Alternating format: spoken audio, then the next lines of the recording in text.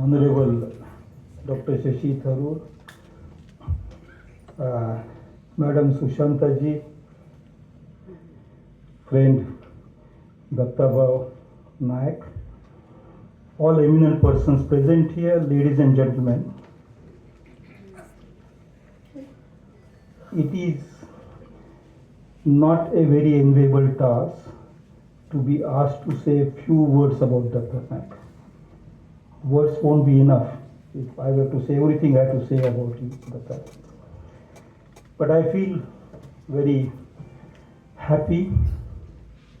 I shall not use privilege or honor because it was a call of affection that brought me here. I feel absolutely happy. My joy knows no limits. When I am here this evening to felicitate you on your being 70, and I hope if everything goes all right, 30 years from now I shall be here again.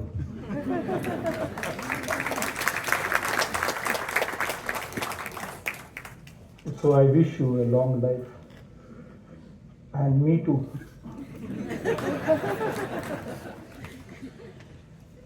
See, I've been coming to Goa off and on, and for me, personally for me, in two of my life's missions, Goa stood by me. One is the People's Linguistic Survey of India, and in that, Bhai Mauzo, Damodar Mauzo, Jnanpith Award winner, writer, you know him, he gave tremendous support and made that mission successful. That was a scholarly mission, a people's movement, focusing diversity. The second mission was of a different nature, and that was Dakshinayan. And in Dakshinayan, I can say with absolutely no hesitation that if Datta Naik had not involved himself in Dakshinayan, the movement would not have shaped the way it did. And I'll speak about Dakshinayan in a while. But just before I do that, I would like to also say that when I first met him in the context of Dakshinayan, and I saw this absolutely charming, magnanimous person, when he has a presence, when he comes to a meeting, he occupies the space. There is something in him which attracts you to him. What he says, what he does not say is even more important. Because he measures his words and says them very thoughtfully. If you do not mind my giving a couple of literary references, I think of a poem by T.S. Eliot, which refers to the Brihat Aranyak, in which the story of Prajapati having created this world is mentioned. And having created the world, Prajapati dances with joy, and then all these Manavas, Danavas, Daityas are there. And he asks them, did you understand the meaning of my dance? And each one gives a different answer. One of them says, you said, Dayatvam, be kind, be compassionate. The next one says, Damyata, learn to control your anger. The third says, and this is the Devas, the group of Devas, who say to Prajapati, Datta. Datta. The meaning is give, learn to give. The word Datta is to give. My second literary reference is in Shakespeare's King Lear. Shakespeare has described the person King Lear as every inch a king. May I say, Datta Naik is every inch Datta. He has been giving very generously. Philanthropy is his second nature. In personal life, sometimes he might be very, very conservative on spending and expenditure. I have seen that. But when it comes to giving, there is rarely a match I have seen among the writers in India who have been giving so much to the society. So he has lived up to his name all his life. He reminds me of a strange thing. I mean, please don't laugh when I mention this. Soon after independence, Jawaharlal Nehru adopted a policy which was based on what is called the Bombay Plan. So the Bombay Plan itself was dismissed. And that plan was to bring industry, cooperative sector, and government sector together. To my mind, Datta Naik is the Bombay Plan of Goa. He is an industrialist and he does good business, a businessman rather than an industrialist, and he's successful there. He's a socialist, which is rather strange for a businessman. And he has his individual intellectual pursuit.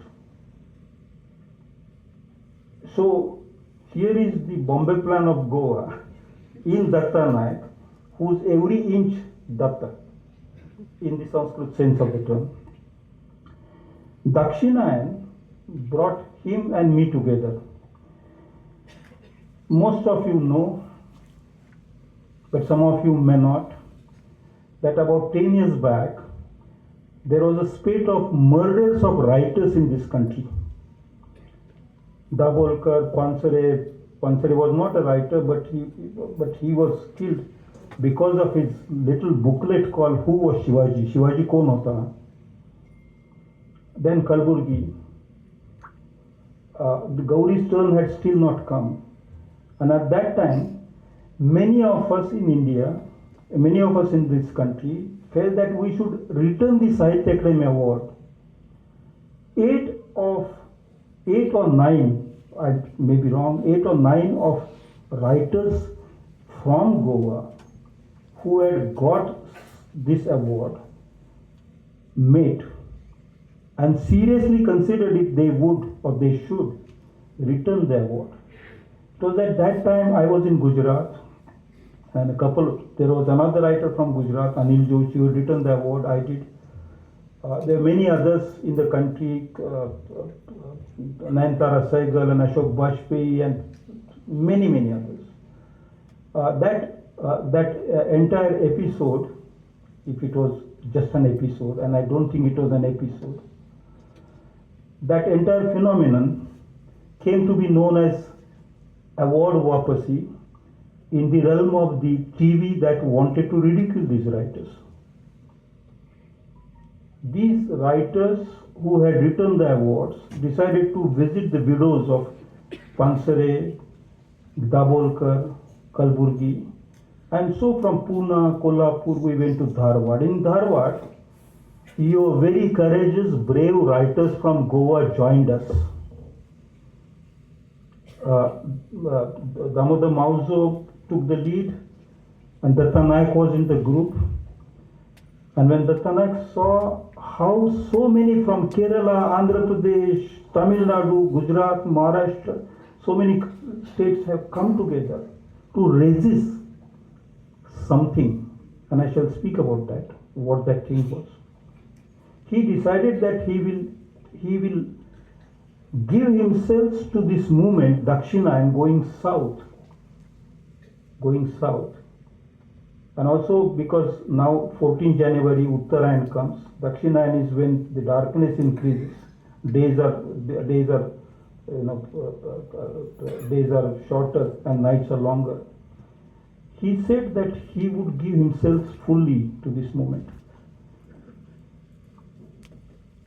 And from that moment on, for several years, he was with the Dakshinayana writers in Nagpur at the Varda Ashram, in Dandi, in Gujarat, at Pune, in Dharwad, wherever we met.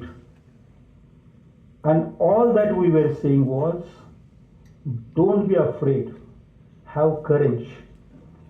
And he took upon himself the responsibility of mobilizing, bringing together writers from Goa, form a group. And in fact, he invited all the writers from India who had courage, who have courage, to Goa. And not very far from here, we had a march from Lohia to Ravindra Bhavan to Lohia Chowk. That goes to the story of independence of Goa. And Ravindra Bhavan, Ravindra, who said that we should have a country where we don't have to look down, but where our heads can be held high in pride. He invited all these writers, and there were 800 of those writers. They came, and in a single voice, they said to themselves and to the country and the rest of the humanity, do not be afraid. I think the kind of contribution he made to spreading the message of courage in the times when intimidation started becoming the order of the day, that deserves salutes, and I salute him for that. What were these writers saying? If I say that, then it would be as good as saying to you what thoughts Datta Naik has in his heart and in his head for years. The writers were saying that we created a country. So many people sacrificed to bring freedom to us. So many martyrs have laid their lives down, and we created a country which is a country that shall spell out, that shall live, enshrine, and carry forward the legacy of India, the idea of India. And that idea of India is the India which is made by people coming from all parts of the world. The Homo sapien migrating, moving out of Africa, coming to South Asia. The Iranians moving from the West Asia to bring agriculture to India. The Sharks, the Huns, the Greeks, everybody came here, assimilated themselves, and we became a country with diversity of religions, diversity of languages, diversity of worldviews. That diversity is at the heart of the idea of India. This was his thought, and that was the thought shared by all those writers involved in the Dakshinayana movement.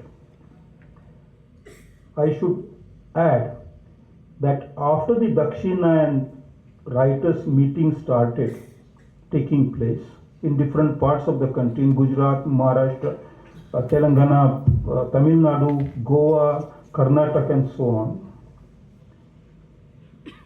at least 28 writers from Karnataka, from Maharashtra, from Goa had to be given police protection, because in the government department a list of their names was found as people on target. In other words, every writer who involved herself or himself in this movement risked her or his life for saying simply a simple word, and that was, let there be no fear. Fear not. Just for saying fear not, people had to risk their lives. Datta Naik was in the forefront of that movement, and you can imagine For a businessman to take such a risk, literally risk his life, stick his neck out, help all these writers with funds, with ideas, and with moral support was an extraordinary act of love for this nation. He upheld the idea of India not only in words but in his action. And it is therefore, Datta Naik, that I value as a great friend, as a great friend. It is not that we meet frequently. Whenever I come to Goa, or when he comes to Karnataka, we meet and exchange a few words. I know about some of his works, literary works. He knows about some of my writings. And yet, somewhere in our hearts, we feel that we are like Sahodaras, born of the same mother.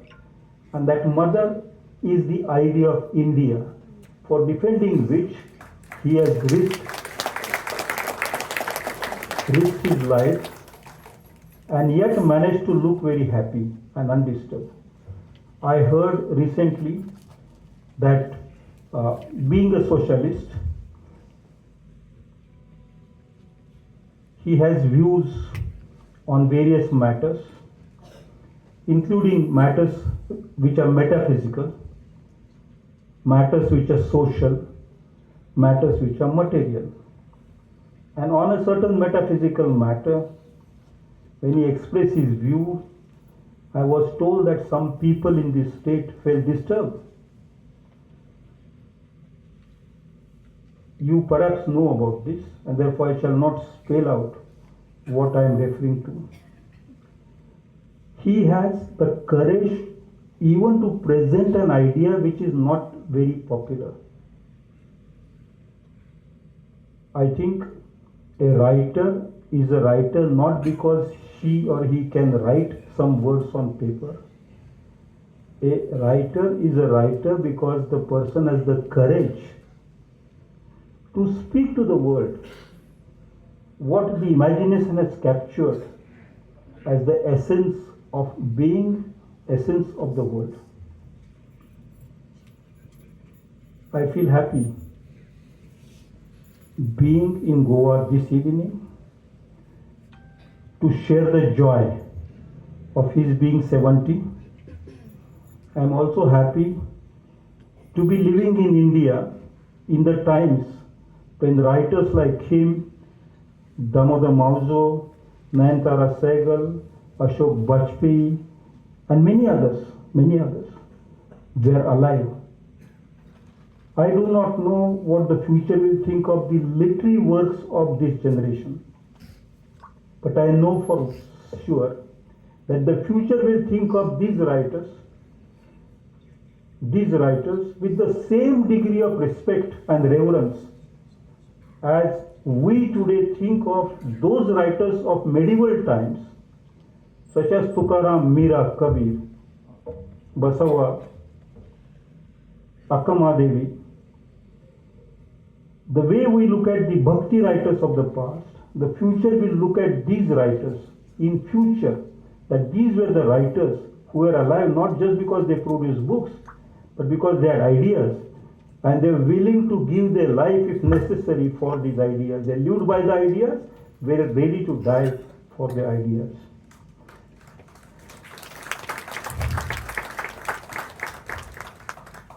I wish you, Datta Naik,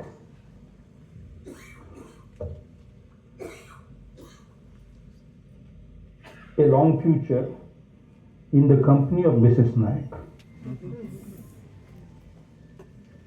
And I wish for all of you in this audience that Goa keeps producing writers of his caliber and his courage and conviction, so that Goa can set an example for the rest of India. Thank you very much. Bye.